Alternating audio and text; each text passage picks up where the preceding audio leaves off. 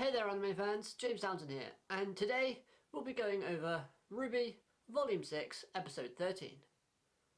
The season finale. So was it a good finale? Personally, I think it was. It had a few issues, but the stuff that was good in this episode made up for that, so yeah, I personally think it was a good episode. So let's start with the issues at hand. So, the main issue of this episode, for me, was the length. Now, it was a very small episode. Once you took out the trailer for Genlock, the end credits and the intro, the episode was actually only about 16 to 17 minutes long, give or take. And for me, for a finale episode, it should have been longer. However, the information and the scenes we were given were all packed in nicely to make it feel like it was actually quite a good amount for what it should have been. So it's a bit of a negative and a bit of a plus.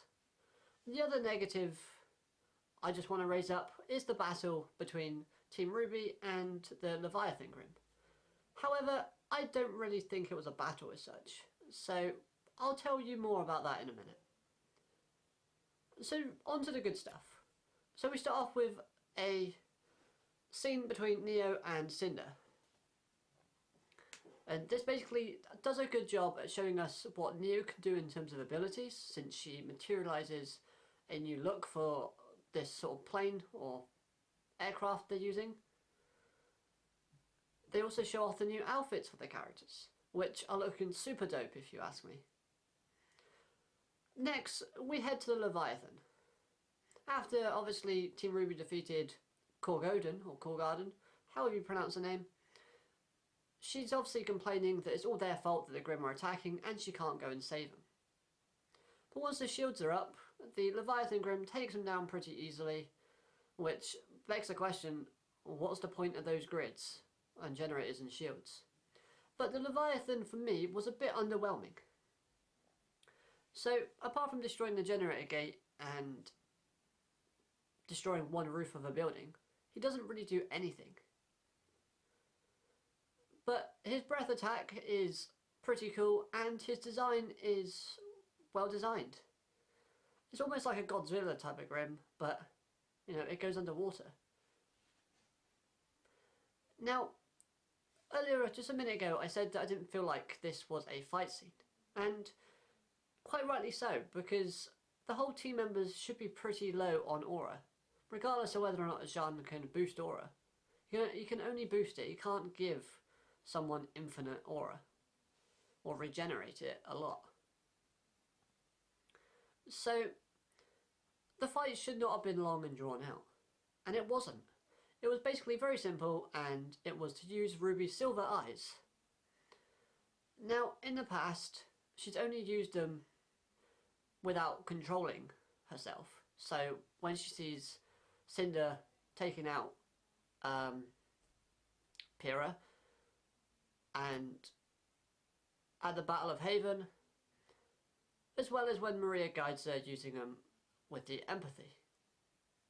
However, this time it does a good job of showing us that she can use them on her own. However, in doing so, doing it controlled, it's not as powerful.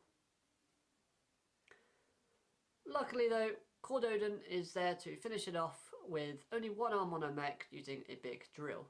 Pretty Gurren Lagann style. Okay, so after this, we head off to Atlas, and the view of Atlas and the first look of Atlas was just breathtaking. It's a nice floating city, floating above another island, which has been held down by some wires and possibly gravitational dust. Which, if in future episodes, in other volumes, that comes crashing down, I'm very looking forward to seeing that. But before we get to this part though, we actually have a side inside the ship that has quite possibly one of my favourite scenes, animation wise, from this episode and from the series in general really. Because there's a scene where they're all on the ship and it's night time with the sun, moon, light reflecting onto their sort of faces and sort of head, and the way they've portrayed that just looks absolutely fantastic. This scene also gives a bit of credit to Crow because he gets his flask out but decides not to drink in the end. So it's slowly showing us that he's getting over it and putting it behind him. We're also told that Ozpin helped Oscar out in terms of guiding him when crash landing the plane. So Ozpin's back a little bit. But yeah, seeing Atlas for the first time was just great. And seeing the big sort of military air force sort of being put out, that actually raises a few questions really. Which I'm hoping to do a video soon about that. So stay tuned for that. Now, the episode sort of ends with a scene with Salem creating more Grimm. This is a direct reference to Wizard of Oz being the Wicked Witch of the West, because the Grimm that she makes is giant gorillas with wings. I'll leave that up to you to connect the dots there. And then basically the episode ends with a horrified look on Mercury and Emerald's face. So that was really nice.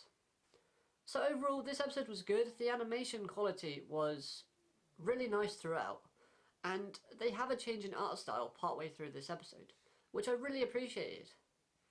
It was a scene where Ruby's fighting a Leviathan with her silver eyes, and she's thinking back on her memories. And where the memories would normally have been from episodes in which they used the older style of animation back in volumes 1, 2 and 3 and 4, they decided to go with a more RWBY combat ready sort of art style. And that worked really well in my opinion. It would have looked slightly odd seeing different types of animation flashing onto the screen in sort of different order, so I'm glad they made that change. And music, we got given 2 fantastic songs in this episode. One being Indomitable, which appeared during the RWBY Leviathan sort of confrontation, and the other being Nevermore, which appeared in the end credits. Both are really good, and personally, I like them both, but I would probably say Nevermore probably appeals to me a little bit more than Indomitable, simply because I've heard more of it. However, once the soundtrack comes out, my opinion might change. So, that's going to just about do it for this episode. Oh, and one last thing I just forgot. We actually see Summer Rose's full facial reveal in this episode, and that comes when Ruby's looking at her memories. So that was really good. We finally get to see it. But that was the last thing I had to say about this episode. Like I said, overall it was really good, and despite its flaws, it was a solid episode and possibly one of my favourites. And personally, I thought it was deserving of a finale for a season, considering it left us wanting more, and I can't wait for Volume 7. So there we go. That's going to be my review for episode 13 entitled RWBY. Now if you've enjoyed this review, consider hitting that like button and subscribe if you're new so you never miss a video from me. But until next time, my name's James Townsend and I'll catch you in the next video. Bye for now.